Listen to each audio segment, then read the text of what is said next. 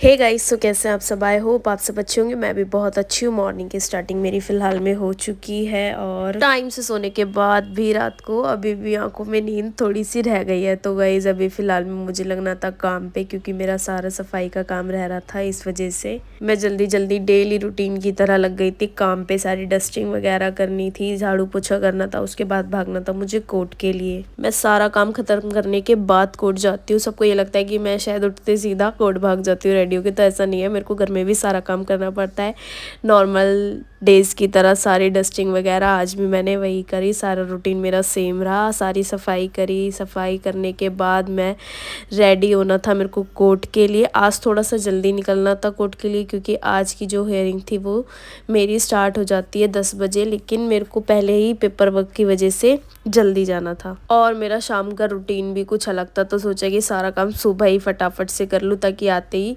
Ready हो जाऊँ शाम के लिए जाने के लिए। तो फिलहाल में मैं कर रही थी यहाँ पर नाश्ता, क्योंकि मम्मी बिना कुछ खाए जाने बिल्कुल भी नहीं देती। इस वजह से मैंने फटाफट से पहले एसी चलाया, नहा धो के थोड़ा सा ओटीटी देखा। देखने के बाद नाश्ता करके मैं निकल गई और वापसी आते ही मेरे को सीधा भागना पड़ा यहाँ के लिए, जिसके लिए मैं पूरा साल एक्साइटमेंट में निकालती हूँ, क्योंकि मुझे यहाँ पर आना बहुत अच्छा लगता है। सबसे अच्छे मेला यहाँ पर आज के दिन ही लगता है, जो कावड़ियों की स्टार्टिंग हो जाती है 2-4 दिन पहले ही आने से।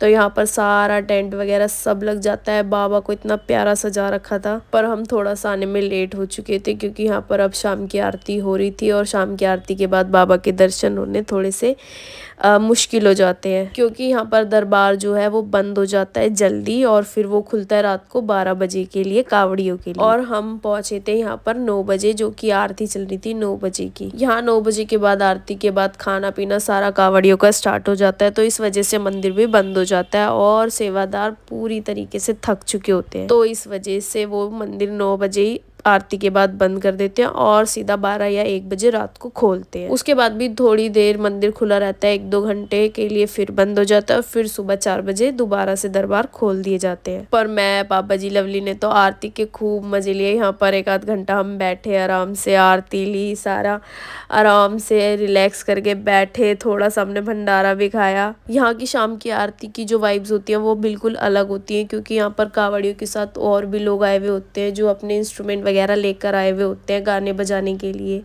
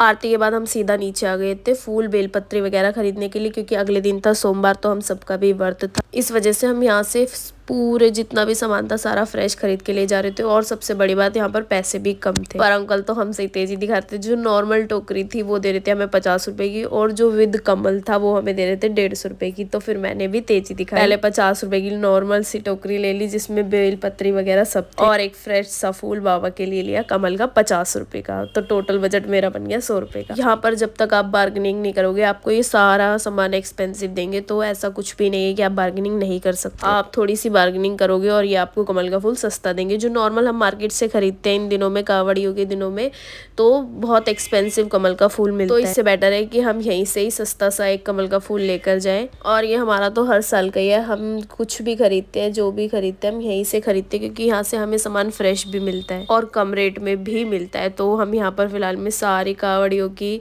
रौनक देख रहे थे, मैं, लवली और पापा जी रोड पे खड़े हुए। और निकलने के बाद सीधा हमारा जो मन बदला, हम तीनों ने स्कूटी, आप यकीन नहीं मानोगे, सीधा स्कूटी हमने मैकडी के यहाँ पर लगानी थी।